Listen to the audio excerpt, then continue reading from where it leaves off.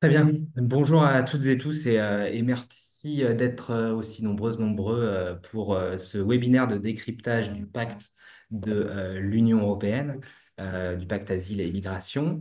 Nous avons le plaisir aujourd'hui donc d'accueillir Marie-Laure Basilien-Guinche et Ségolène Barbou-Desplaces, toutes deux professeurs des droits, Marie-Laure étant professeure à l'Université Jean Moulin à Lyon et Ségolène Barbou-Desplaces à l'École de droit de la Sorbonne. Elles sont toutes deux membres de l'Institut Convergence Migration et pilotent depuis plusieurs mois maintenant un cycle de webinaires, de séminaires sur justement le pacte, avec plusieurs séances qui ont déjà été menées, qui sont disponibles en replay sur YouTube. On vous renverra vers leurs liens et qui continueront encore en 2025 avec la prochaine.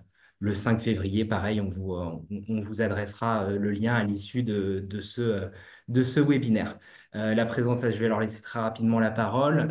Vous avez donc sur votre Zoom une fonction questions et réponses avec laquelle vous pouvez du coup commencer dès le début de la présentation à poser les questions. Nous, de notre côté, on essaiera justement de regarder l'ensemble des questions. Vous êtes très nombreux, donc on va essayer de trouver les questions aussi qui se recoupent pour pouvoir justement procéder à un temps d'échange à l'issue d'un temps de présentation qui va durer à peu près 40 à 45 minutes. Voilà, je laisse tout de suite la parole du coup à Marie-Laure et Ségolène et je vous souhaite un bon webinaire. Merci Guillaume. Alors, je vais le partager, hein. Vous me dites, Super. non, je le mets en... Est-ce que c'est visible par tout le monde, Guillaume? C'est Ça bien? marche, Ségolène. Parfait. Bonjour à tous. Bienvenue dans ce webinaire qui va tâcher à deux voix de décrypter le pacte européen sur la migration et l'asile. On va pouvoir voir ce pacte à travers 6 points. La genèse, l'histoire, d'où il vient. Ensuite, le pacte comme système. Troisième point, le régime des frontières. Quatrième, la question de l'accueil des demandeurs d'asile. Cinquième point, on verra que c'est un régime de contrainte. Et sixième point, c'est un mécanisme qui repose fortement sur l'externalisation des politiques. Commençons par le premier point, la jeunesse du pacte. Alors là, je vous ai mis une image qui a été produite par la Commission pour montrer que l'adoption du pacte est un long chemin. Le pacte a été présenté en septembre 2020 par la Commission von der Leyen, soutenue par la commissaire Ylva Johansson. Et il a fallu attendre le 14 mai 2024 pour que les instruments qui composent ce pacte soient adoptés. Mais il faut bien comprendre que le pacte, il remonte à plus loin. Alors, pour avoir une vision de profondeur historique du mécanisme, il faut revenir à la période 2001-2005, pendant lequel a été adopté un paquet législatif sur l'asile pour instaurer le régime d'asile européen commun. Donc, vous aviez les textes bien connus en la matière qui ont été adoptés à ce moment-là, qui étaient des instruments énonçant des règles minimum. Ensuite, vous avez eu un deuxième paquet asile. Ce paquet asile a été adopté entre 2011 et 2013, qui modifiait les instruments du premier paquet. Et là, en fait, on a eu cherché, les États membres et la Commission ont cherché à augmenter les protections offertes aux demandeurs d'asile et aux réfugiés dans l'Union européenne. Puis est intervenue la crise de 2015-2016 et dès 2016, la Commission a proposé un troisième paquet asile qui visait à réformer le régime d'asile européen commun en réduisant plutôt la protection des droits des réfugiés et des demandeurs d'asile. Et c'est ce troisième paquet asile qui n'est pas arrivé à être adopté en commun accord entre le Conseil et le Parlement, qui a été utilisé, exploité, réinvesti par la Commission pour composer ce pacte de 2020 adopté en 2024. Alors, quels sont les instruments composant ce pacte? Alors, on dit souvent qu'il y a 10 instruments dans le pacte. En fait, dans le pacte tel qu'il a été publié au journal officiel, il y en a 9. À ces 9 s'ajoute la réforme du code frontière Schengen, elle aussi adoptée en mai 2024. Vous avez, et on va y revenir pendant ce webinaire, le règlement filtrage qui est tout nouveau, le règlement sur la gestion de la migration et de l'asile, qu'on appelle RAM dans le jargon européen, et qui est en fait une révision du règlement Dublin sans en changer aucunement l'esprit et la lettre, le règlement Eurodac pour assurer la mise en œuvre du règlement sur la gestion de la migration et de l'asile, le règlement sur les procédures d'asile, alors qui vient modifier la directive existante, le règlement qualification, le règlement sur la procédure de retour à la frontière, qui est totalement nouveau, la directive conditions d'accueil, le règlement crise et force majeure, qui lui aussi est totalement nouveau, le règlement instaurant un programme de réinstallation, là aussi nouveau. Donc vous voyez, c'est un pacte qui est composé de 9 ou 10 instruments qui font un paquet législatif énorme, plus de 1500 pages. Donc, vous voyez, c'est quelque chose de très volumineux et outre que c'est très volumineux, c'est particulièrement complexe. Pour comprendre les composantes de ce pacte, je voudrais insister sur le fait que nous avons une double dimension. Comme je l'ai dit au départ, nous avons eu des paquets législatifs sur l'asile avec le régime d'asile européen commun en 2001-2005, puis en 2011-2013, puis en 2016. Et puis, nous avions d'autre part une politique de gestion des migrations qui s'était développée à partir du sommet de Tampere en 1999. Et ce qui est intéressant dans le pacte, me semble-t-il, c'est que nous avons une fusion de la dimension migration et de la dimension asile qui sont traités conjointement. Alors, tout ce qui concerne la dimension asile dans le pacte peut être aussi rattaché à d'autres règlements, comme le règlement sur l'Agence de l'Union européenne sur l'asile, et puis légèrement sur la directive protection temporaire qui a été maintenue alors que dans un premier temps, on envisageait de la supprimer. Et puis une dimension migration qui se voit particulièrement avec le règlement sur le fonds relatif à la gestion intégrée des frontières, le règlement sur le fonds asile, immigration, intégration, et puis des textes comme la directive retour qui est en cours de réécriture puisqu'on va certainement avoir une proposition de règlement ce printemps 2025. Donc, double dimension du pacte qui concerne l'asile et la migration avec une jonction entre les deux qui peut susciter quelques inquiétudes. Quelles sont les caractéristiques de ce pacte? Je pense qu'il faut retenir le fait que le pacte de 2020, quoi qu'ait pu dire Ursula von der Leyen et Ylva Johansson, est une finalisation du paquet législatif proposé en 2016 suite à la crise qu'on a appelée crise de l'asile, crise des réfugiés, mais qui est en fait une crise de l'asile. Ce qui est important dans ce pacte, c'est comme vous l'avez vu, on passe de textes qui étaient des directives. Donc, directives, l'Union européenne fixe des objectifs aux États membres. Les États membres disposent d'une marge de manœuvre, d'une liberté dans les modalités pour atteindre ces objectifs. On est passé donc de directives à des règlements. Dans le règlement, l'Union européenne fixe les objectifs à atteindre et les moyens, les modalités, les méthodes pour y parvenir, diminuant fortement les marges de manœuvre des États. Donc, on va avoir avec ces règlements, sauf pour les conditions d'accueil des demandeurs d'asile, une plus forte harmonisation dans le champ de la migration et de l'asile aujourd'hui.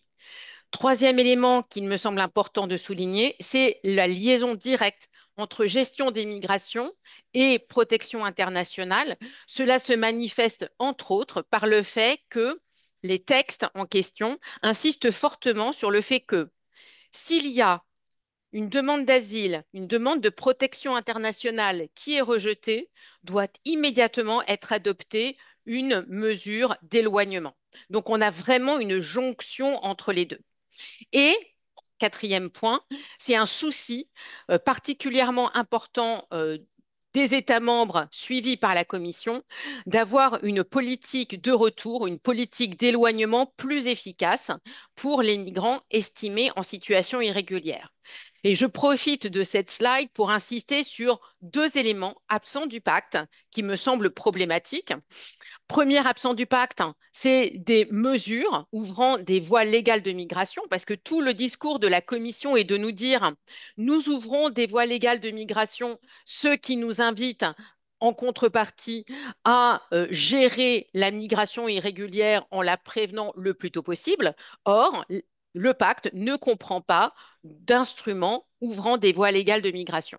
Deuxième élément qui me semble manquer dans ce pacte, c'est des mesures qui organisent un système européen d'opération Search and Rescue en mer, puisque on sait que les arrivées via la Méditerranée et via l'océan Atlantique ne cessent d'augmenter.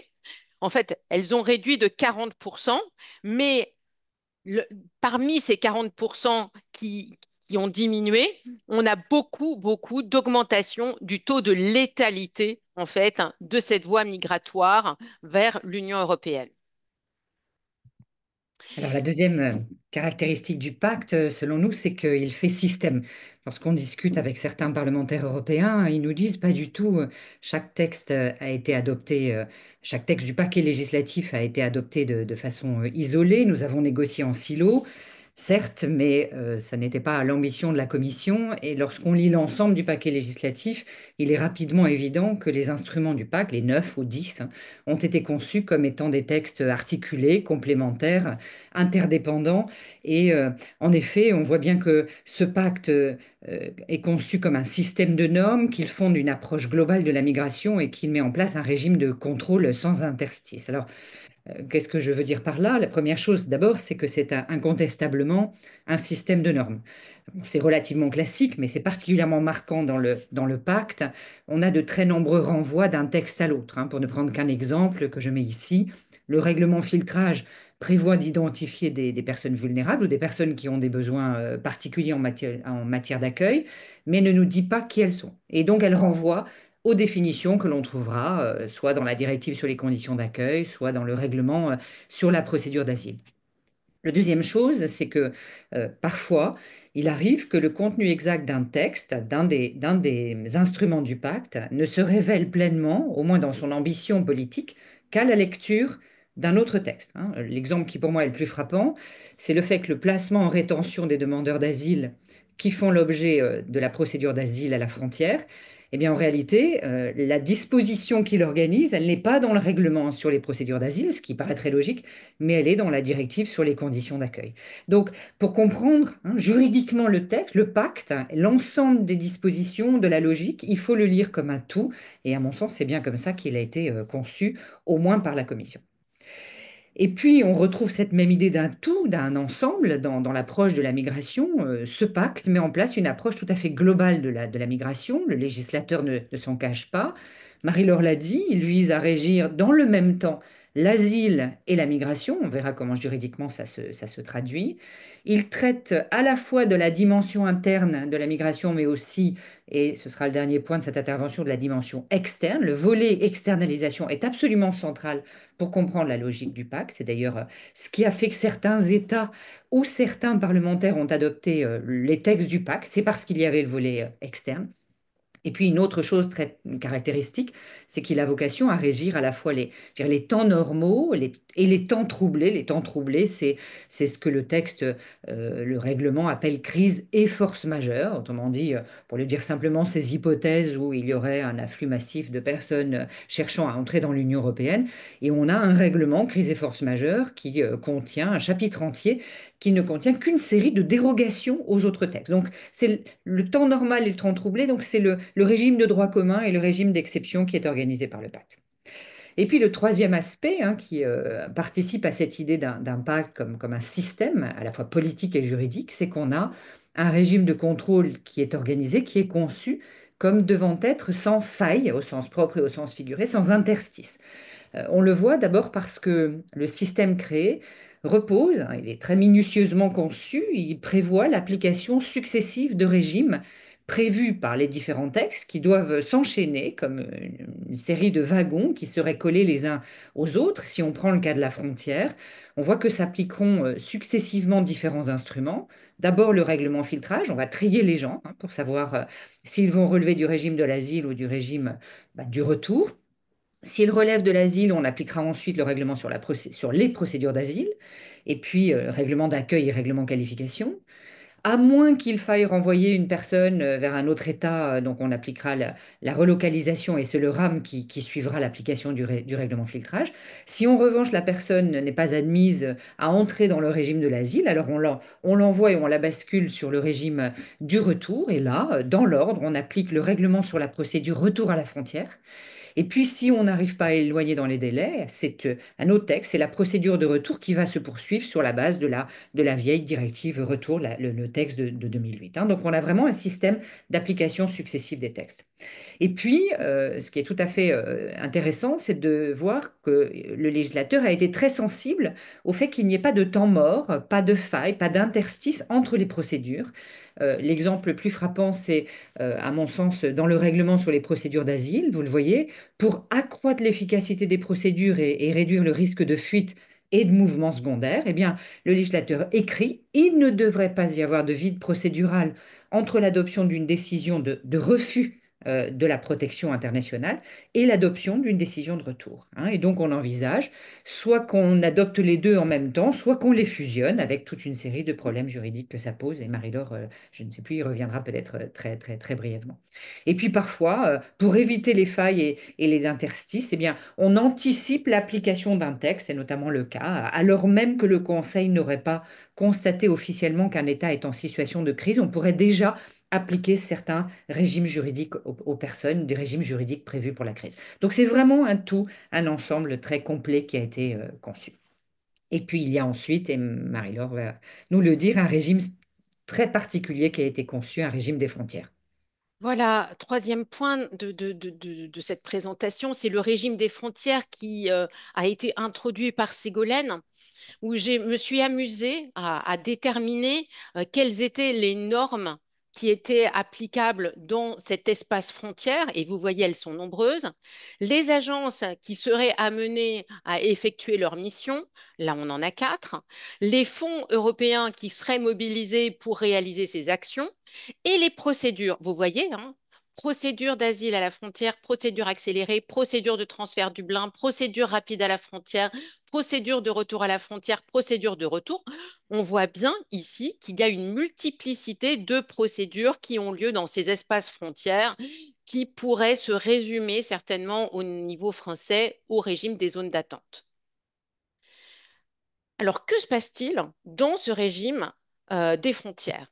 Voilà, un petit schéma, non, un gros schéma pour vous montrer que lorsqu'il y a un contrôle aux frontières, on va avoir l'application du code frontière Schengen. Vous avez la flèche du haut qui vous mène au cas où le contrôle est OK et il y a une admission sur le territoire. C'est ce qu'on connaît jusqu'à présent.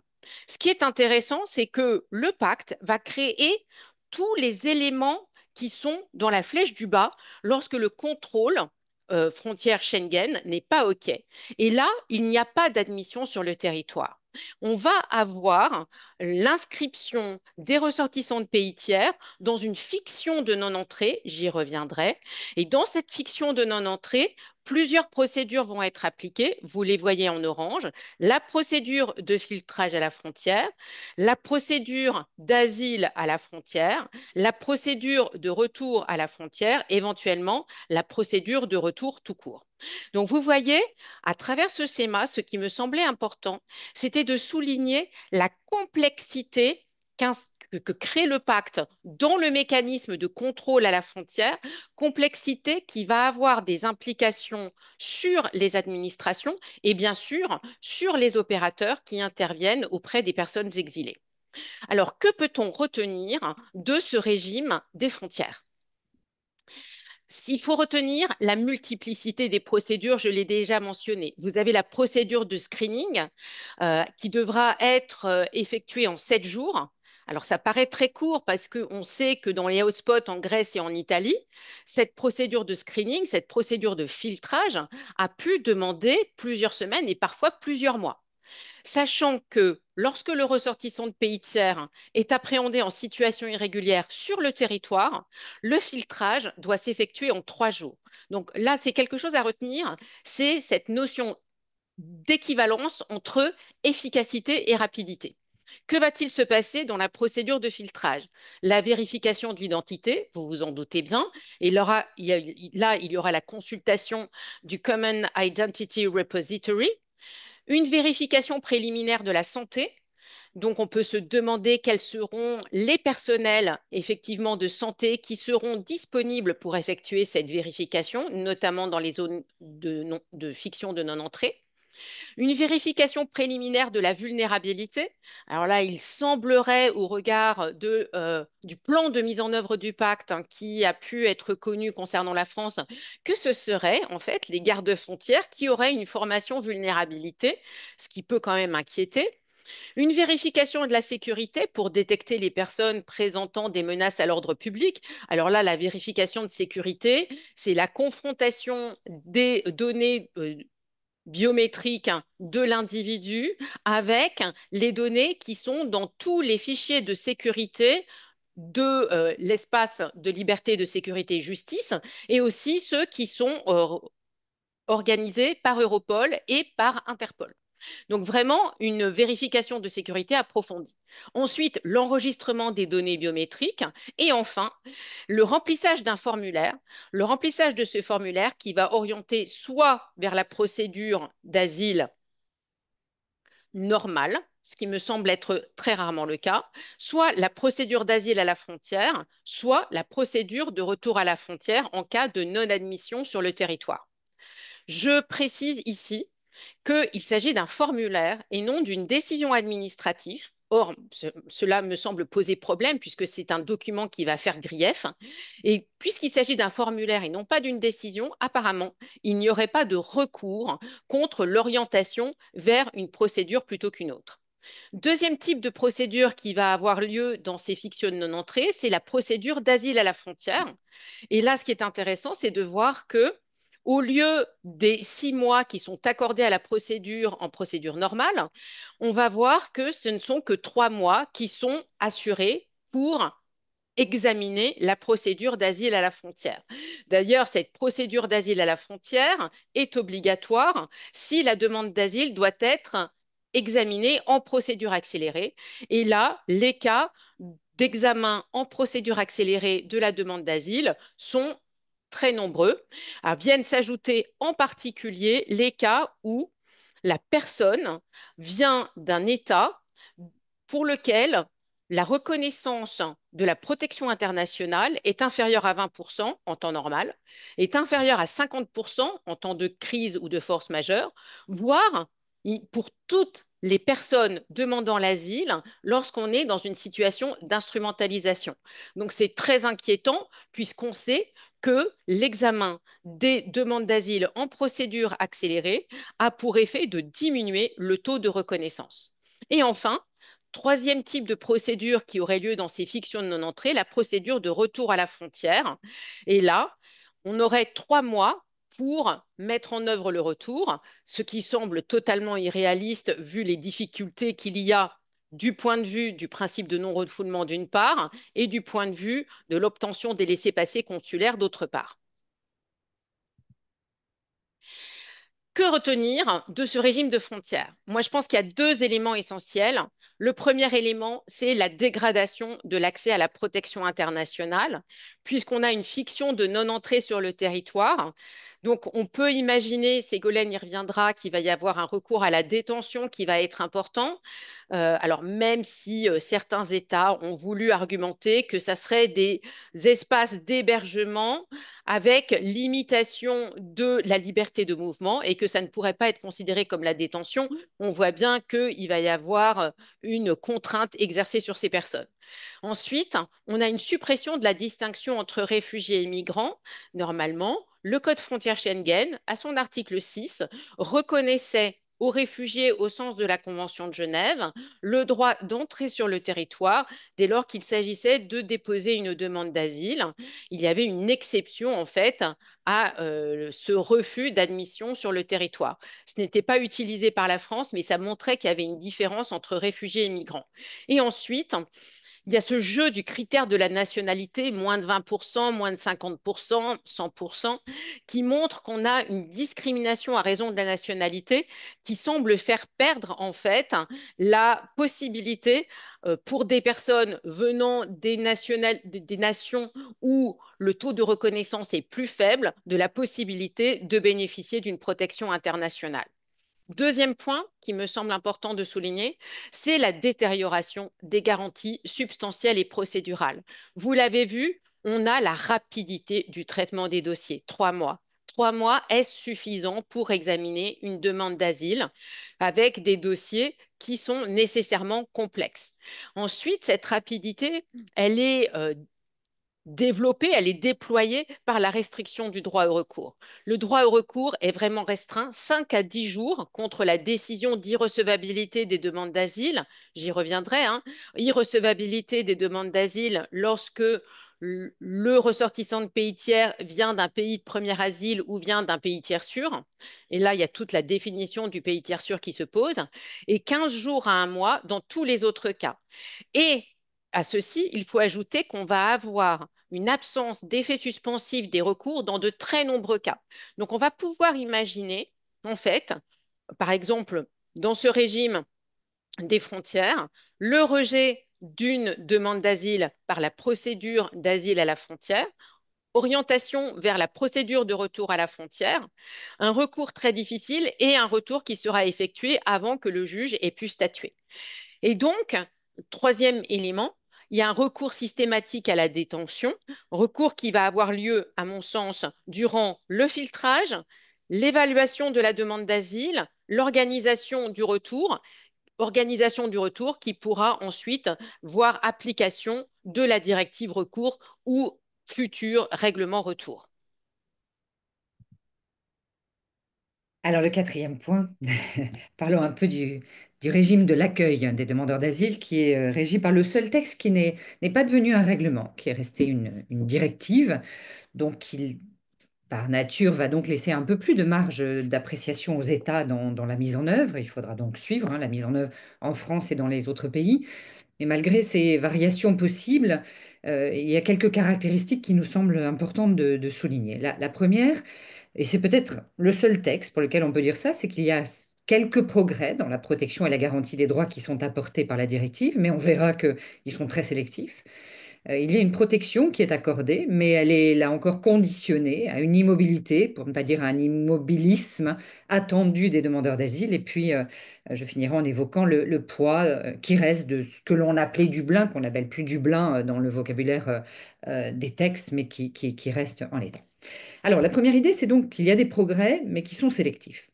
Euh, Ici, la liste n'est pas exhaustive. Néanmoins, j'ai voulu recenser un certain nombre d'éléments qu'apporte la directive accueil, qui ajoutent des protections et ou des droits aux demandeurs d'asile.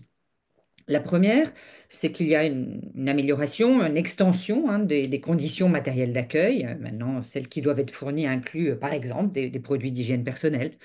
Il y a, et ça traverse peut-être plus largement l'ensemble du pacte, une plus grande attention qui est portée aux personnes avec des besoins spéciaux. C'est, je trouve quelque chose d'assez significatif dans le pacte, de même qu'il y a une attention importante portée à la protection des mineurs non accompagnés, un accès plus rapide à l'éducation prévu pour les mineurs avec des petites modifications de délai maximum pendant lequel on tolère que l'individu, le mineur ne soit pas scolarisé, un accès plus rapide au travail pour les demandeurs d'asile, avec une garantie, au moins sur le plan juridique, plus importante de l'égalité de traitement dans les conditions d'emploi, égalité de traitement avec les ressortissants nationaux.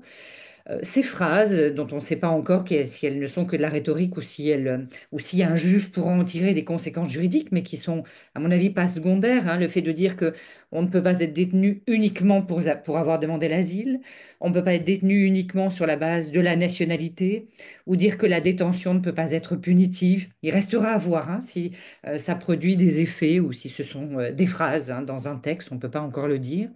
Il y a un cadre un peu plus strict pour notamment l'encadrement, pardon, il y a un encadrement un peu plus strict pour les possibilités de retrait ou de réduction des conditions d'accueil. Et puis, enfin, il est demandé aux États de construire un plan pour anticiper les situations de crise dans lesquelles, notamment, ils seraient confrontés à un nombre disproportionné de demandeurs d'asile.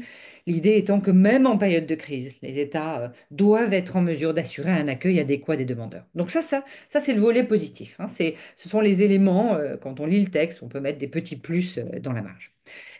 Et ce qui reste néanmoins, et j'imagine que pour celles et ceux qui nous écoutent et qui pratiquent le droit des migrations et de l'asile, vous le savez, l'approche catégorielle en droit des étrangers domine, et là, elle va vraiment jouer à plein.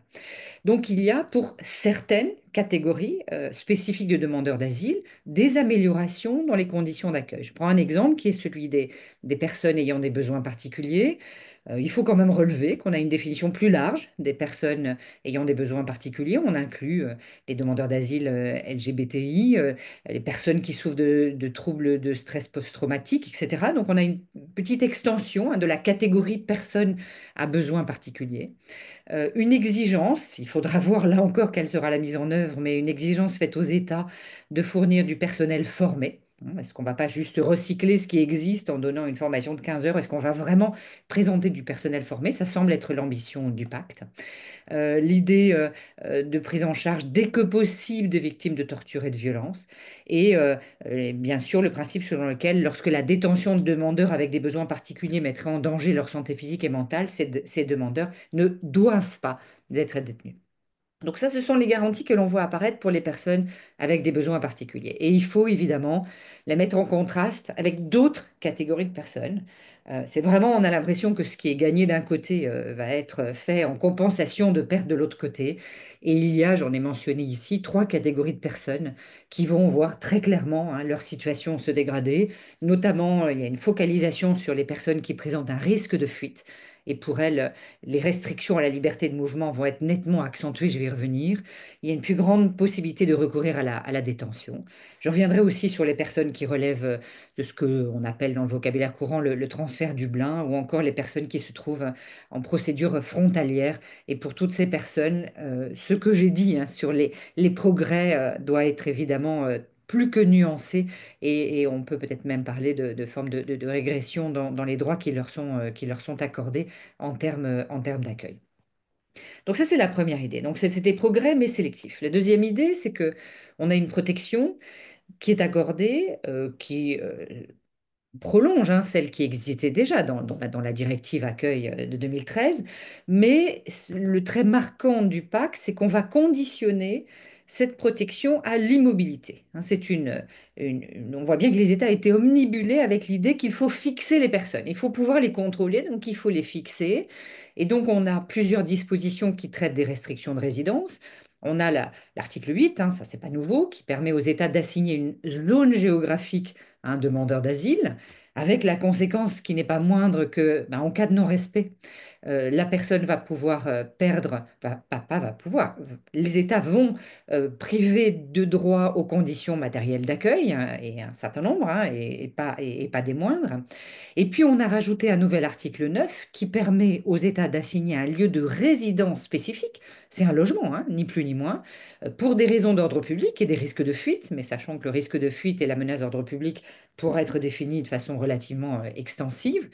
Il pourrait être possible d'obliger ces personnes à venir se présenter, à venir se déclarer aux autorités nationales à intervalles raisonnables. Les États ne seront pas obligés d'autoriser à résider temporairement hors du lieu. Il faudra faire une demande. L'État pourra donner l'autorisation, mais n'est pas obligé. Et là encore, l'octroi des conditions matérielles d'accueil est, hein, donc c'est impératif, subordonné au respect de la résidence dans le lieu de résidence spécifique. Donc on voit bien que la personne qui se déplace va perdre le bénéfice des conditions matérielles d'accueil. Et ça s'ajoute aussi à cette vieille idée, hein, qui est malheureusement pas très neuve, que la perte des conditions matérielles d'accueil va pouvoir aussi être la conséquence de mobilité intra-communautaire, l'hypothèse où un demandeur d'asile se déplace d'un État à un autre sans y avoir autorisé. La conséquence sera la privation des conditions matérielles d'accueil. Donc ça a amené à deux commentaires. Le premier, j'y reviendrai, c'est que si on place quelqu'un en lieu de résidence spécifique, est-ce que ça ne revient pas à une détention de fait, à défaut d'un régime de détention prévu par le droit, avec les garanties qui doivent aller avec?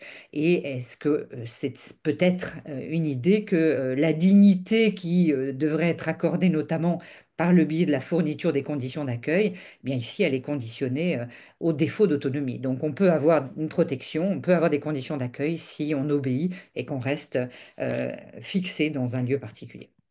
Et puis, juste en deux mots, l'idée du poids du système Dublin, qui en réalité n'a pas disparu, on voit bien que le nouvel article 21 de la directive accueil va imposer aux États de supprimer un nombre important de conditions d'accueil à partir du moment où la décision de transfert Dublin est notifiée, et ça c'est une évolution par rapport à la situation actuelle, ça pose d'ailleurs des problèmes de compatibilité probablement avec une série de jurisprudences de la Cour de justice, puisque là on a très nettement avancé le point de départ du refus des conditions.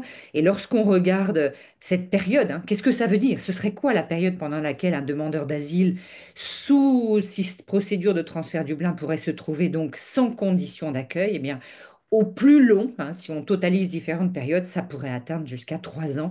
Donc ça pose vraiment la question hein, de ce qu'il reste du but de la directive d'accueil, qui s'affiche, qui s'annonce comme un texte qui doit permettre de garantir un niveau de vie adéquat et des conditions de vie comparables dans tous les États membres. Et on voit ici que c'est pas ça qui domine, que c'est bien la logique Dublin qui va prédominer et le fait qu'on veut empêcher les individus de se déplacer d'un État à un autre. Ce sont les États qui doivent contrôler, hein. C'est le texte qui prédétermine où l'on doit être pendant la procédure d'asile. Alors, vous l'avez vu, je crois que ça ressort assez nettement d'une série de choses que nous avons déjà dit l'une et l'autre. En fait, une des caractéristiques de ce pacte, de ce système, dans l'ensemble, hein, des 9 instruments ou des 10 instruments, c'est que ce qui se construit, c'est un dispositif de contrainte. C'est, je crois, vraiment une des caractéristiques les plus notables.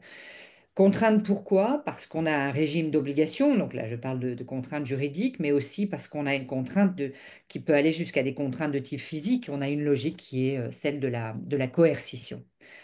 Sur la première idée, euh, ce régime d'obligation, peut-être faut-il commencer par dire que ces obligations ne vont pas simplement peser sur les individus.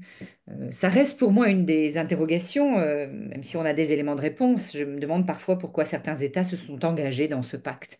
La liste des obligations qui vont peser sur les États est absolument considérable, que ce soit l'obligation de mettre en place des mécanismes de solidarité, dont une partie d'entre eux n'ont d'ailleurs pas voulu et ne veulent pas, donc j'ai des doutes hein, sur la pérennité du dispositif, l'obligation de reprendre des migrants, mais surtout toute une série d'obligations matérielles, d'obligations de notification aux institutions européennes, de rendre des comptes. Vraiment, les États sont placés sous surveillance. C'est quelque chose de très surprenant. Et d'ailleurs, on voit bien les difficultés déjà dans la capacité de fournir des plans de mise en œuvre. On voit bien que la mise en œuvre du pacte va être très compliquée pour les États. Mais par ailleurs, c'est bien évidemment sur les individus que le régime d'obligation va peser, et il y a une multiplication. La tendance n'est pas complètement nouvelle, on l'a déjà vu apparaître à partir des textes de 2013, mais là, ça s'est vraiment accentué. Dans les textes, il y a maintenant une liste assez impressionnante d'obligations juridiques qui sont imposées aux individus. Je n'en prends ici que quelques-unes. Si vous regardez l'article 17 du RAM, le règlement sur la gestion de l'immigration et d'asile, eh bien, vous avez par exemple ces obligations de coopérer, y compris pour la collecte des données, de fournir toutes les informations, de fournir des documents d'identité, de remplir des formulaires, d'être présent, de ne pas se déplacer, de coopérer, etc., etc. La liste est absolument impressionnante. Et ce qui est tout à fait particulier, c'est que le non-respect de ces obligations est désormais, d'une façon très évidente, prévues et sanctionnées, puisque vous voyez, l'article 18 prévoit qu'une des conséquences du non-respect des obligations, eh bien, ça va être, par exemple, la privation des conditions d'accueil. Donc, il y a une conséquence. Les individus ne coopèrent pas, eh bien, on va les priver d'une série d'aides financières, d'accès au logement, de possibilités d'être scolarisés, etc. Donc, on a vraiment un régime de contraintes ici qui est très, très frappant. Et puis le deuxième aspect de ce régime de contrainte qui est construit par le pacte, c'est cette logique de coercition, qui peut être une coercition physique. On le voit sur le relevé des données biométriques, hein, donc par exemple les empreintes digitales pour qu'elles soient collectées et recensées dans le fichier Eurodac. Eh bien, on s'en cache pas, vous le voyez ici, dans le préambule du règlement Eurodac, eh bien, on nous dit que le droit d'un État prévoit des mesures administratives qui permettent de relever les données biométriques par la contrainte, eh bien, ces mesures doivent quand même respecter la charte des droits fondamentaux, donc la dignité des personnes, et ce n'est que dans des cas dûment justifiés et en dernier ressort qu'un degré proportionné de contrainte pourra être utilisé. Donc il y a pas de tabou ici, la contrainte physique est tout à fait normalisée et banalisée. Il faut quand même rappeler que c'est une caractéristique aussi du pacte. On a admis que désormais, relever des empreintes des mineurs, ça peut se faire dès l'âge de 6 ans. Donc évidemment, tout cela pose question. Et pour terminer, pour cette idée de la contrainte, c'est évidemment, et là j'emprunte la formule du continuum d'enfermement à Claire Rodier, je trouve que c'est une magnifique formule, pour elle le pacte, c'est créer un continuum d'enfermement. Et en effet, la détention est à la fois prévue explicitement et impliquée. Elle est prévue explicitement dans la directive retour, ça n'est pas nouveau, mais également dans le règlement sur le retour à la frontière, dans la directive accueil, on en a déjà parlé l'une et l'autre, dans le RAM, le règlement sur l'asile et l'immigration. Autrement dit, vous avez un nombre non négligeable d'instruments du pacte qui prévoient et organisent la détention. Mais par ailleurs, on voit que la détention, même quand elle n'est pas nommée comme telle, elle est impliquée par toute une série de dispositifs. Et notamment tous ces dispositifs qui supposent, Marie-Laure a parlé de la fiction non entrée, c'est bien ça, c'est tous ces dispositifs qui supposent ou font comme si la personne n'est pas entrée sur le territoire. Et donc, ça découle de ce que Marie-Laure a dit. Si la personne n'est pas censée être sur le territoire français au moment où on filtre à la frontière et qu'on veut s'assurer qu'elle n'entre pas, on ne voit pas comment elle ne pourrait pas être placée dans un lieu qui est un lieu de rétention. Et c'est la même chose, hein. La détention semble inhérente au traitement de l'asile à la frontière. Donc, on est bien ici face à un continuum d'enfermement. Et à la frontière, on peut même dire que la détention semble être devenue la norme, hein. Ça ressort, par exemple, j'ai pris juste quelques exemples ici, du règlement sur les procédures, j'ai pas mis le pluriel, la procédure d'asile. Eh bien, on nous dit que bien que la procédure à la frontière pour l'examen d'une demande de protection puisse être appliquée sans recours à la rétention, hein, donc on admet quand même cette possibilité, eh bien néanmoins, les États devraient pouvoir appliquer les motifs du placement en rétention au cours de la frontière afin de se prononcer sur le droit du demandeur d'entrer sur le territoire. Mais comme la personne, on fera tout pour la maintenir à la frontière, le temps qu'on l'autorise, eh bien on voit bien que à la frontière, c'est ça qui va se déployer et c'est la raison pour laquelle tant de personnes ont considéré que le pacte, au fond, ça n'était que la généralisation de l'approche hotspot. Il reste donc ce dernier point de l'externalisation des politiques. Alors, l'externalisation des politiques est peu traitée directement par les instruments composant le pacte. On peut voir la dimension extérieure de la politique de migration et d'asile dans l'article 3 du règlement sur la gestion de la migration et de l'asile. Mais si on regarde bien les instruments du pacte qui sont concernés par la politique d'externalisation, vous voyez que les normes sont nombreuses, que les agences sont l'Agence de l'Union européenne pour l'asile et Frontex, que les instruments qui vont être déployés pour consolider l'externalisation sont multiples, accords de réadmission, arrangements de réadmission, Standard Operating Procedures, Working Agreements Frontex, Status Agreements de Frontex, Partenariat Talent, etc. Et que les fonds essentiels en matière de migration et d'asile vont venir soutenir cette dimension d'externalisation. Alors, comment se manifeste cette dimension d'externalisation dans les instruments du pacte? Alors, il y a une dimension d'externalisation qui est plutôt positive avec ce règlement sur le programme de réinstallation, programme qui est tout nouveau, qui a trouvé ses sources dans des programmes ad hoc qui ont été développés, mais qui n'avaient pas trouvé une visibilité au niveau de l'Union pour être fiable parce que régulier. D'où l'idée de la Commission de soutenir ce programme de réinstallation. Alors, j'insiste quand même sur le fait que la logique de la réinstallation telle qu'elle apparaît dans cet instrument et celle de l'admission humanitaire qui la complète ne semblent pas des approches purement humanitaires, mais bien des approches partenariales avec les États tiers pour leur promettre, en contrepartie de leur implication dans la lutte contre l'immigration irrégulière depuis leur territoire, un programme de réinstallation qui s'appliquera pour les réfugiés se trouvant sur leur sol. Alors, ce mécanisme de réinstallation fait intervenir le HCR et l'Agence de l'Union européenne pour l'asile, mais ce qu'il faut retenir absolument, c'est qu'il est basé sur le volontariat et que rien n'est obligatoire dans ce programme de réinstallation. Donc, on peut d'ores et déjà s'attendre à une portée très limitée de ce programme de réinstallation qui est la dimension positive du pacte en matière d'externalisation. En revanche, la dimension négative de l'externalisation est beaucoup plus prononcée puisqu'elle va se manifester d'abord par la restriction de l'accès à la protection internationale. Je l'ai mentionné très rapidement en parlant de la procédure accélérée qui est appliquée lors du régime frontière. En fait, ce qu'il faut bien retenir, c'est que vous allez avoir pour les ressortissants de pays tiers venant de pays d'origine sûre, une application de la procédure accélérée. Comme mentionné, la procédure accélérée aboutit à un taux de reconnaissance de la protection internationale nettement inférieur à celui qui est observé lorsqu'il y a application de la procédure normale. Surtout, lorsque le ressortissant de pays tiers vient d'un pays de premier asile ou vient d'un pays d'origine sûre, à ce moment-là, la demande de protection internationale est rejetée pour irrecevabilité. Donc, un rejet très, très massif de l'accès à la protection internationale, puisque lorsqu'on regarde quelle est la définition notamment du pays d'origine sûre, on voit le renvoi à la notion de protection effective, et lorsqu'on se rapporte à la disposition tentant de définir la protection effective, on voit qu'il s'agit d'une protection totalement minimale, euh, qui n'est pas pérenne et qui maintient des conditions de vie adéquates au regard des conditions existantes dans le pays concerné, donc un seuil très minimal.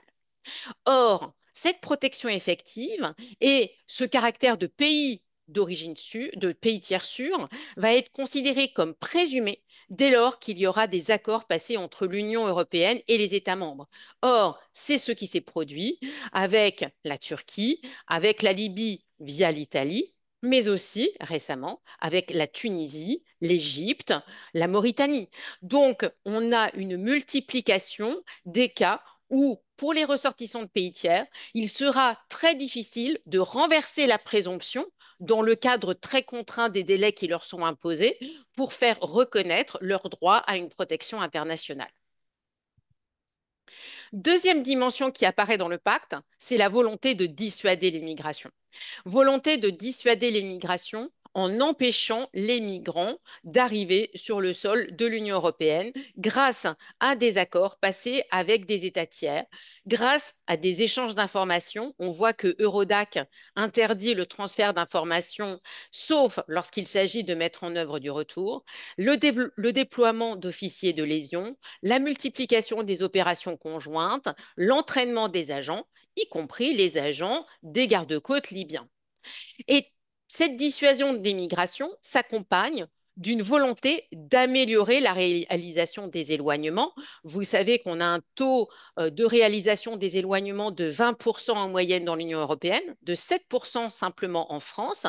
Alors ce taux est essentiellement dû par le trop grand nombre d'obligations de quitter le territoire qui sont délivrées par les préfectures, y compris dans les cas dont on sait qu'elles ne pourront pas être mises en œuvre. Alors, comment se manifeste dans le pacte la volonté d'augmenter l'efficacité de l'éloignement? C'est le lien direct entre le rejet de la demande d'asile et l'adoption d'une mesure d'éloignement mentionnée par Ségolène, la création de la procédure de retour à la frontière, la reconnaissance d'un seul niveau d'instance pour les recours qui, pour beaucoup, n'ont pas d'effet suspensif, l'orientation vers la détention, la suppression du délai de départ volontaire, la promotion des assisted voluntary return qui, lorsqu'on voit comment ils sont appliqués en Bulgarie, semblent être tout sauf voluntary, les échanges d'informations avec les autorités d'État tiers, l'utilisation du fonds asile, immigration, intégration, et puis la pression exercée sur les pays d'origine via la politique des visas. Et là, vraiment, on peut se questionner sur le respect du principe de non-refoulement. Quelle est la protection des individus contre le refoulement vers un État où leur sécurité et leur liberté risqueraient d'être affectées? Petit mot de conclusion pour revenir sur un point qui n'a pas été abordé dans cette présentation, c'est celui de la solidarité. Alors, Ursula von der Leyen, Ylva Johansson ont toujours insisté sur le fait que ce pacte était basé sur deux piliers, la responsabilité et la solidarité, solidarité entre les États membres dans l'accueil des personnes exilées. Alors, en fait, ce qu'il apparaît en filigrane de notre présentation, c'est que de solidarité, il est très peu de cas en fait dans le pacte. Ça apparaît dans le règlement sur la gestion de la migration et de l'asile, ce qui fait suite au règlement Dublin. Mais dans les possibilités pour manifester cette solidarité, il y a trois méthodes. La réinstallation, la relocalisation, on verra comment elle sera mise en œuvre, la participation financière et une troisième méthode, les méthodes alternatives qui pourront se traduire par exemple, le financement dans des États tiers de mesures qui serviront à limiter les arrivées de migrants sur le sol européen. Donc, on voit bien que dans cette conception de la solidarité intervient une dimension d'externalisation et de prévention des migrations vers l'Europe. Et je finirai sur ce point, alors que les États ont présenté normalement le 12 décembre leur plan de mise en œuvre du pacte. L'annexe financière du plan de mise en œuvre du pacte par la France prévoit 0 million d'euros consacrés à la solidarité, montrant bien que cette solidarité est certainement une solidarité de façade. Voilà, merci infiniment à tous. Je vais supprimer le partage et on est à votre disposition pour toutes les questions. Merci Marie-Laure, merci Ségolène. On va reprendre un petit peu la main justement avec Ophélie, donc, qui est avec moi, qui est responsable du plaidoyer à France Terre d'Asile. J'ai oublié de me présenter, pour ma part Guillaume Landry, directeur de l'appui juridique à France Terre d'Asile. Et donc on a un peu pu recevoir pas mal de questions pendant toute votre présentation. Ça suscite beaucoup d'intérêt. Alors notamment, il y a eu pas mal de questions justement sur les enjeux du régime frontière et notamment le filtrage, où les personnes se demandaient, voilà, qu'est-ce qu'on peut entendre par le fait que le contrôle ne soit pas OK. Donc on peut imaginer tout ce qui va guider la personne vers toutes ces procédures dérogatoires, que ce soit la procédure d'asile à la frontière et autres. Et en même temps, je la joins avec une question qu'on a reçue plusieurs fois, qui était, est-ce que justement ce filtrage, ce régime frontière, en fait, il concerne vraiment que les frontières extérieures, ou est-ce qu'on peut l'imaginer aussi dans des frontières plus intérieures de l'espace Schengen, enfin des pays qui sont concernés par ce pacte? Alors, je pense que la question s'adresse à moi. J'ai vu hein, la question, qu'est-ce que je veux dire quand contrôle pas OK aux frontières Schengen? En fait, c'est tous les cas où euh, le garde-frontière va estimer que l'individu, au regard de son visa, au regard de ses documents d'identité, au regard de la non-correspondance entre son profil facial ou ses empreintes avec ce qui est dans les bases de données, va considérer qu'il ne satisfait pas aux conditions d'entrée sur le territoire.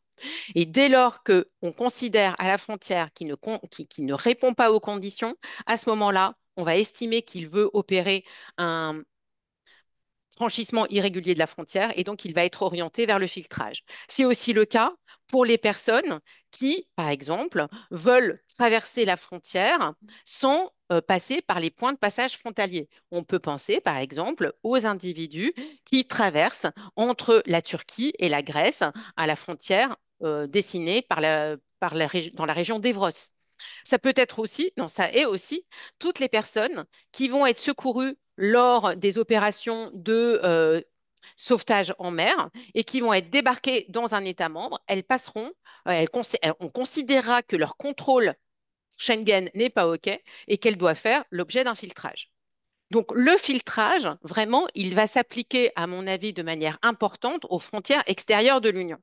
Mais il ne s'applique pas qu'aux frontières extérieures de l'Union, puisque un ressortissant de pays tiers qui est sur le territoire, hein, vraiment au fin fond du territoire. Alors on peut imaginer dans une bourgade de la Meuse, on peut imaginer dans un square du 11e arrondissement à Paris, on peut imaginer voilà, des zones qui ne sont pas des zones frontalières, qui ne sont pas des zones proches des aéroports, proches des gares, proches des ports.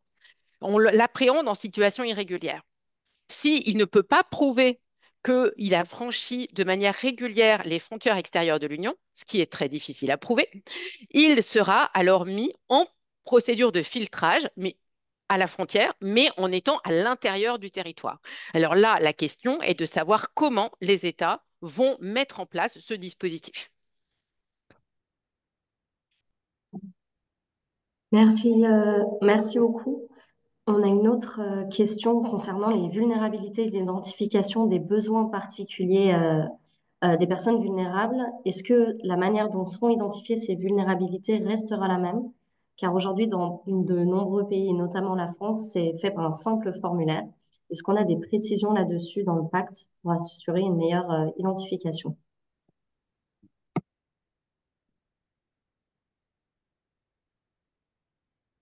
Par ma connaissance.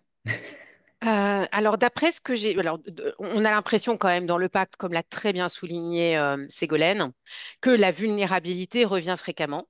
Alors, c'est assez curieux d'ailleurs parce que jusqu'à présent, moi, je croyais que vulnérabilité et besoin particulier, c'était deux manières de dire la même chose, mais apparemment, c'est pas la même chose, hein, puisque dans le pacte, ça n'est pas identique. Donc voilà, on s'est introduit une certaine incertitude, un certain flou. D'après ce que j'ai pu voir dans les plans de mise en œuvre, il va y avoir une formation vulnérabilité qui va durer 5, 10 heures. Voilà, mais rien de plus, hein, et ça se terminera certainement par un formulaire qui va être délivré par les gardes-frontières au moment du filtrage et qui va ensuite suivre la personne dans son parcours. Donc c'est très inquiétant en fait sur la prise en compte des vulnérabilités qui ne sont pas visibles du premier coup d'œil, parce que par exemple, être victime de traite, être victime de torture psychologique, avoir des PTSD, tout ça, enfin, ça n'apparaît pas évidemment lorsque on a un contact de quelques secondes avec un individu. Oui, c'est une caractéristique étonnante. C'est-à-dire, les textes, on l'a dit, sont essentiellement des règlements, donc qui ont vocation à laisser moins de marge aux États. Mais en revanche, sur ces questions-là, le pacte n'encadre pas du tout la compétence des États. La plupart du temps, l'exigence se limite à une exigence d'avoir un personnel formé. Et donc, c'est ce qu'a suggéré Marie-Laure. On peut faire une formation de 10 heures, peu importe, ce soit un garde frontière, une formation de 10 heures, et on va considérer que le personnel est formé pour appréhender les vulnérabilités. Donc, quant à la question du formulaire, il n'y a rien non plus dans le pacte. Donc là, ce sera aux États. Il va falloir surveiller en effet les plans de mise en œuvre et de voir si les États transforment leurs pratiques. J'ai un peu des doutes, mais voilà, ça, c'est quelque chose qui est à suivre. Merci beaucoup. Alors, on a aussi des questions justement un peu toujours aussi sur la question du filtrage, notamment voilà, une question sur est-ce que le filtrage sera appliqué au MNA, et je la relis aussi en même temps sur une question qui concernait plutôt la privation de liberté cette fois-ci, hein, qui pourrait arriver dans le cadre de ce filtrage-là. C'est comment le risque de fuite est apprécié pour justifier justement le recours à ces modes de coercition pour le demandeur d'asile, avec une question, est-ce que la nationalité, la provenance pourraient être des données pertinentes pour les États dans l'évaluation de ce risque de fuite pour justifier la rétention? Je commence et puis je céderai la parole à Ségolène. Alors, le filtrage, oui, oui, oui, il s'impose pour les mineurs non accompagnés, hein. Il y a pas d'exception. Pour les mineurs non accompagnés, il est prévu que le recours à la détention doit être un recours exceptionnel de dernier recours. Mais lorsque vous voyez dans les textes, hein, les exceptions faites à la prohibition de principe de recours à la détention pour les mineurs non accompagnés, on voit bien que la détention peut très bien devenir un mode, je dirais, normal de gestion des migrants en situation irrégulière. Donc là, il faudra être très vigilant sur les conditions qui sont mises par les États dans la mise en œuvre du pacte. Mais à mon avis, le pacte n'est pas du tout favorable à une suppression de la détention enfin, ou rétention des mineurs non accompagnés. Concernant le risque de fuite, euh, en fait, la manière dont ces listés vont être considérés en liste de fuite dans un nombre de cas particulièrement important, en fait, vous avez un renvoi du risque de fuite qui renvoie à la procédure accélérée, qui renvoie, enfin, vous avez une imbrication en fait des textes. Alors, il suffit d'avoir un récit qui ne semble pas cohérent. Il suffit de laisser entendre que la personne peut ne pas rester dans la localisation qui lui est imposée. Il suffit de ne pas avoir de papier. Il suffit d'être considéré comme une menace à l'ordre public alors que on a une vision très élastique de cette menace en droit français, par exemple. Tout ça, ça va être considéré comme risque de fuite permettant la détention. Donc, à mon avis, il y a très peu de restrictions imposées aux États pour limiter l'utilisation de ce dispositif. Pour abonder dans le même sens, pour ne prendre qu'un exemple, si vous regardez la directive accueil, la fuite, elle se définit simplement comme l'acte par lequel le demandeur ne reste pas à la disposition des autorités des États pour des raisons qui n'échappent pas au contrôle du demandeur, hein. Donc voilà la définition de la fuite. Donc en réalité, on a une appréhension très large, hein, qui peut être faite, et Marie-Laure en a donné de très bons exemples. Donc là, évidemment, la capacité des États, hein, de qualifier comme un risque de fuite est très large, avec des conséquences donc possibles en termes de détention. J'ajoute un petit exemple qui m'a rendu perplexe dans le pacte. Vous avez une personne qui demande l'asile à la frontière. En fait, s'il annonce dès lors qu'il refusera euh, la réalisation d'une mesure de retour à son encontre, on va considérer qu'il est en risque de fuite. Mais vous comprenez bien que s'il est demandeur d'asile et qu'il accepte qu'une mesure de retour soit réalisée à son encontre, on va estimer qu'il n'est pas un véritable, un genuine demandeur d'asile. Donc là, on met les individus dans des situations impossibles à gérer. Et en tous les cas, ça se traduit par la détention. Merci beaucoup. On a une question concernant la suppression des conditions matérielles d'accueil au moment de la notification de la décision de transfert du Dublin. Donc, généralement, les personnes souhaitent faire un recours devant le tribunal administratif. Pensez-vous qu'il y aura un maintien des conditions matérielles d'accueil tant que la décision du juge n'a pas été rendue sur l'arrêté de transfert du Dublin? Euh, je ne suis pas certaine de la réponse. Le texte prévoit la suppression dès la notification. Donc on peut considérer que le recours n'empêchera pas l'accès. Le texte parle évidemment, maintient néanmoins les voies de recours, hein, puisque donc je ne sais pas. Pour moi, il y a une ambiguïté. J'aurais plutôt tendance à penser que l'enjeu pour les États dans la mise en œuvre, ça va être d'éviter ou de prévoir la suppression dès la notification. Rien ne leur interdit néanmoins de maintenir le temps du recours. Je ne sais pas. Je sais pas. Je sais pas répondre à cette question pour l'instant. Pour moi, je n'ai pas l'impression qu'elle soit réglée par le pacte. Je pense qu'elle va être réglée par les États.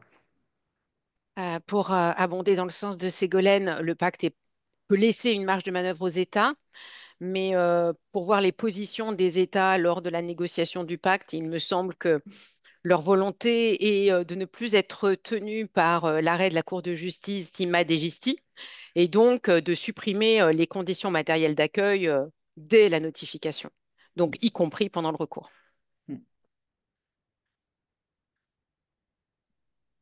Merci beaucoup. On a une question aussi sur la possibilité, est-ce que le pacte aborde cette question-là de la dépôt des demandes d'asile via les ambassades?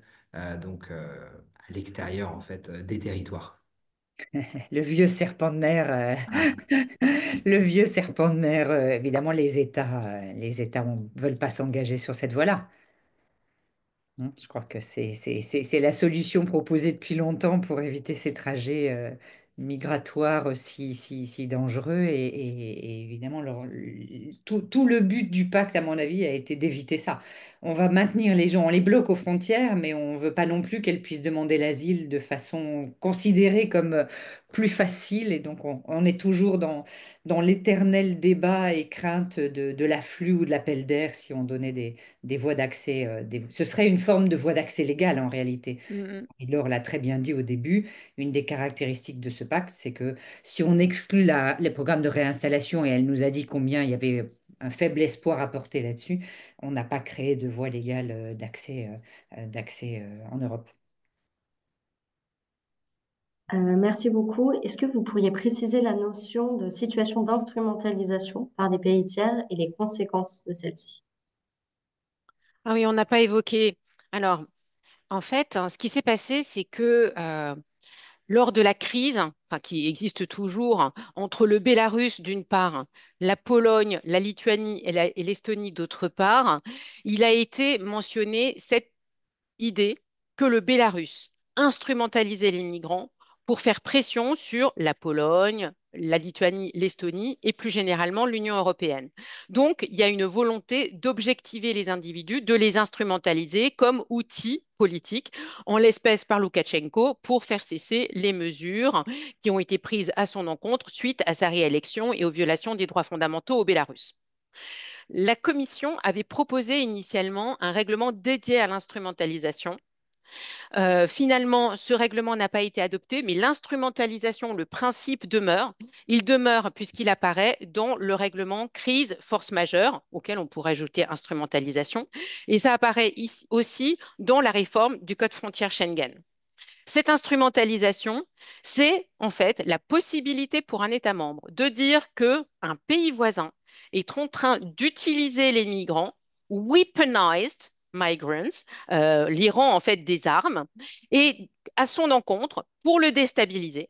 Ce qui, s'il le déclare ainsi, si c'est admis par la Commission, lui permettra de déroger aux règles qui sont énoncées dans le pacte pour protéger les droits des migrants et des réfugiés. Alors, ça a été complété par une communication de la Commission du 11 décembre 2024, dans lequel la Commission parle bien de weaponization et non pas d'instrumentalisation des migrants, et dit clairement que dans un tel cas, les États membres peuvent tout à fait déroger aux principes énoncés, y compris dans la Charte des droits fondamentaux, et on pense bien sûr au principe de non-refoulement. Or, vous savez que la Pologne, la Lituanie et l'Estonie sont poursuivies par la Cour, sont présentés en fait devant la Cour européenne des droits de l'homme dans des cas en fait de pushback à leurs frontières à l'encontre de ressortissants de pays tiers qui sont passés par le Bélarus. Donc là, il y a quasiment en fait une validation par l'exécutif européen de pratiques qui sont en violation de la Charte des droits fondamentaux et de la Convention européenne. Oui, juste pour abonder dans le même sens, instrumentalisation, le point de départ, vous vous souvenez peut-être il y a quelques années, c'est ce moment où Loukachenko met des migrants dans des cars, dans des bus, et les amène à la frontière lituanienne ou polonaise. Et ce que Marie-Laure dit très bien, c'est que on voit bien qu'on a un glissement du régime, c'est-à-dire qu'on est presque en train de sortir d'un régime juridique de traitement de l'immigration et l'asile, et on passe quasiment dans d'un des instruments qui sont des instruments de politique étrangère et de politique Mm, de la défense, hein. C'est pour ça d'ailleurs que le mm, terme weaponization est si intéressant. Et là, les migrants, on nous dit en fait, ce sont des mesures attentatoires à l'intégrité du territoire européen. Et donc, on est quasiment dans une logique de défense. Et c'est ça qui va expliquer et justifier politiquement, hein, qu'on puisse admettre de telles dérogations au droit d'asile et justifier des pratiques de pushback. Et le gouvernement polonais, à l'hiver, il y a 2 mois, s'en est pas caché, hein, en disant que, au fond, même la Charte des droits fondamentaux, quasiment, il y a eu ce discours politique à un moment donné, ne s'appliquerait pas, puisqu'on est dans une logique de défense du territoire par rapport à ces pratiques de gouvernement inamicaux dans les États voisins. Merci beaucoup. Alors, il y a vraiment beaucoup de questions, donc on essaye d'un petit peu de trouver des questions qui peuvent parfois convenir à plusieurs personnes à la fois. Donc, du coup, peut-être une question, enfin, la question du filtrage et des frontières intéresse beaucoup. On a notamment une question sur bah, qu'est-ce qui peut se passer après justement une procédure de retour à la frontière si on est dans une situation où l'éloignement est impossible, comme on le connaît déjà. Donc, des questions sur la durée, en fait, justement, des procédures à la frontière, et puis peut-être la lier aussi avec la question des frontières, mais avec un pays qui a quitté l'Union européenne, une question sur quid du filtrage ou du passage aux frontières de personnes qui sont à Calais et qui tentent le passage vers le Royaume-Uni. Enfin, voilà, est-ce que le pacte dit quelque chose dans cette situation ou pas du tout? Euh, Alors, premier point de cette double question. Lorsqu'il y a... Attends, tu peux répéter la question en fait? Je viens juste de l'oublier. Pardon, j'essaie de faire un peu des mélanges de questions. Alors, la première question, c'était plutôt sur un peu les délais des procédures de retour à la frontière, Ah oui, c'est ça. notamment Voilà. dans le cas d'éloignement impossible vers certains. Alors, on est dans une procédure à la frontière. Voilà, il y a eu le filtrage, il y a eu la procédure d'asile à la frontière ou pas d'ailleurs, et il y a la procédure de retour à la frontière. Normalement, lorsqu'on lit le pacte et le règlement sur la procédure de retour à la frontière, cela doit être réalisé dans les 3 mois. On sait très bien que si ce n'est pas réalisé dans les 15 jours, on va avoir de grosses difficultés pour mettre en œuvre l'éloignement. Alors normalement, la question se pose, mais que se passe-t-il au-delà des 3 mois, au-delà des 12 semaines? Là, il y a application de la directive retour, avec la détention possible pendant 18 mois. Donc, la question est reportée. Que se passe-t-il si au bout de 18 mois plus 3 mois, la personne n'a toujours pas pu être retournée? Là, le pacte ne donne aucune information, mais on imagine que la personne peut ressortir, peut être recontrôlée en situation irrégulière et donc repasser par l'ensemble du dispositif. D'où l'intérêt d'ailleurs de nombreux États membres pour les return hubs, c'est-à-dire ces centres de retour qui seraient en fait disposés non pas sur le territoire des États membres, mais sur le territoire des États tiers.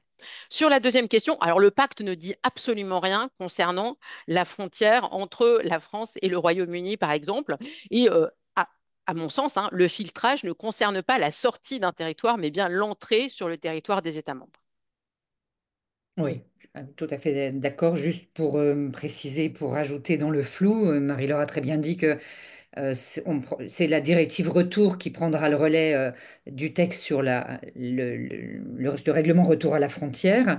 Ce que dit la directive retour, c'est que lorsque cesse toute perspective d'éloignement et au-delà du délai de rétention, la personne ne pourra plus être retenue. Donc voilà, on va se retrouver avec des personnes qui ne pourront plus être retenues et qui seront là. Et en effet, on ne voit pas comment ça va se régler. Donc elles repartiront. Est-ce qu'elles repartiront? Bon, d'où l'intérêt du plan albanais ou d'autres plans et qui consistent à éviter que ces personnes soient aux frontières européennes. Après tout, l'idée de Madame Meloni, c'est que ce soit l'Albanie qui se débrouille avec ces personnes. Merci beaucoup. On a plusieurs questions vraiment très globales qui prennent de la hauteur sur en fait bah, la question un peu sur la viabilité du pacte. Alors il y a eu des questions sur la viabilité au niveau logistique, mais aussi un peu sur au niveau juridique, c'est-à-dire quid de la compatibilité avec d'autres instruments internationaux ou jurisprudence. Ségolène, tu le disais de la CJUE par exemple. Et en même temps, bah, dans tout ça, justement, est-ce que les États en fait ont vraiment aussi une marge de manœuvre dans ces conditions avec un tel instrument? Voilà, la question est énorme, hein. Je Ouais, la vais question essayer, est énorme. Alors, Marie-Laure relaiera, peut-être des elle pistes. est énorme. Non, mais c'est une question tout à fait majeure hein, pour les juristes. Alors, il faudrait répondre quasiment au cas par cas, instrument par instrument. On a parlé tout à l'heure de, Marie-Laure a cité l'arrêt Gistier-Simad, hein, évidemment, par exemple. Est-ce que la possibilité de supprimer les conditions d'accueil dès la notification du transfert du Dublin, c'est compatible ou pas avec l'arrêt Gistier-Simad? Là, il y a des discussions à avoir. De manière générale, pour chaque instrument, on va devoir se poser la question. Peut-être il y a des domaines sur lesquels on pourrait imaginer de contester devant l'une ou l'autre cour européenne. Euh, plus largement, on voit quand même que certaines choses ont été faites pour éviter, je dirais, une incompatibilité directe avec les instruments européens de protection des droits fondamentaux, hein, que ce soit la Charte ou que ce soit la Convention européenne des droits de l'homme.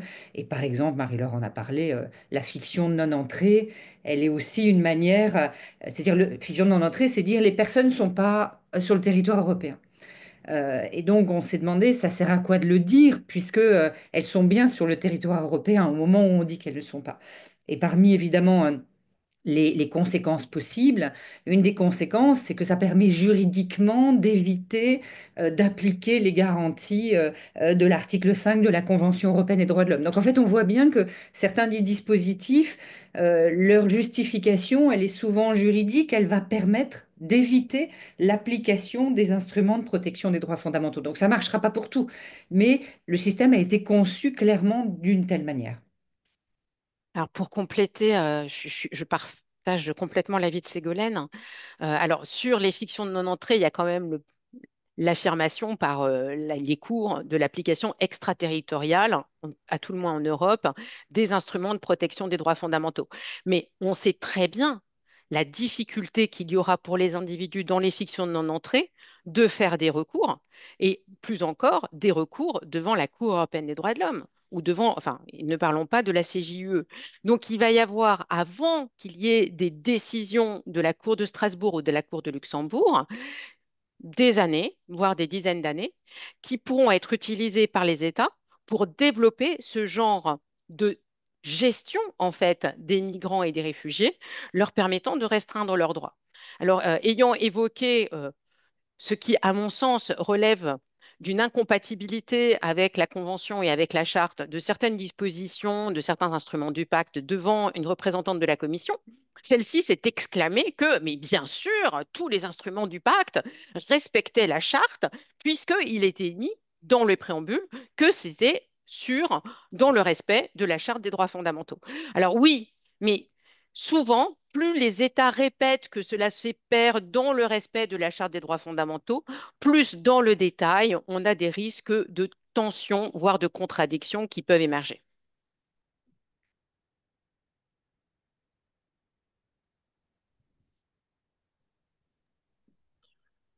Merci beaucoup. Peut-être vous poser, on va conclure, car on a très très légèrement dépassé l'horaire qu'on s'était fixé. Avant de vous laisser, peut-être un mot de conclusion, une question assez large et peut-être assez difficile sur la dimension logistique et matérielle de la mise en œuvre du pacte aux frontières. Est-ce que vous avez une appréciation en fait sur la viabilité globale du pacte et notamment sur la mise en œuvre des hotspots avec filtrage, procédure aux frontières, etc., sur la capacité des États membres en fait à mettre ce système en place et sur son fonctionnement potentiel. Et je vous laisse conclure ensuite si vous le souhaitez.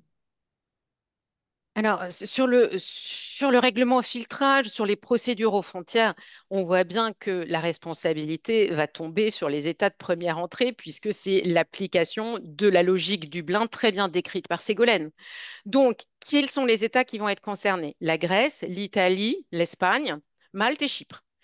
Euh, alors, eux vont avoir une persistance du modèle des hotspots. Alors, je vous rappelle quand même que Ursula von der Leyen, lors de la présentation du pacte, nous a dit que Moria n'était pas un modèle et que Moria s'était terminé. Or, la mise en œuvre du pacte suppose le développement de ce modèle hotspot dans les îles grecques, en Italie, en Espagne. Donc, le poids logistique va reposer sur ces États.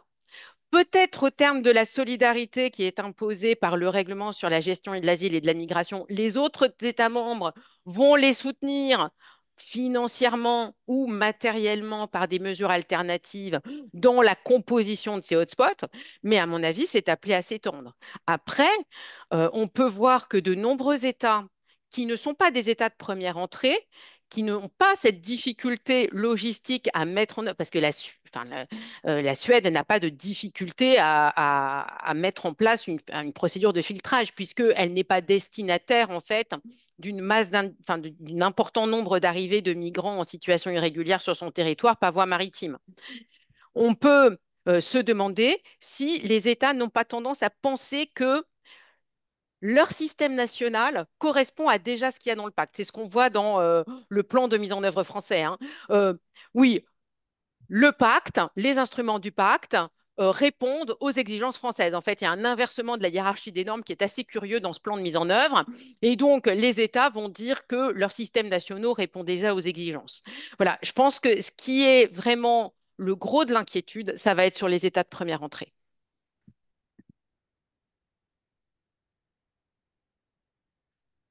J'ai rien à rajouter.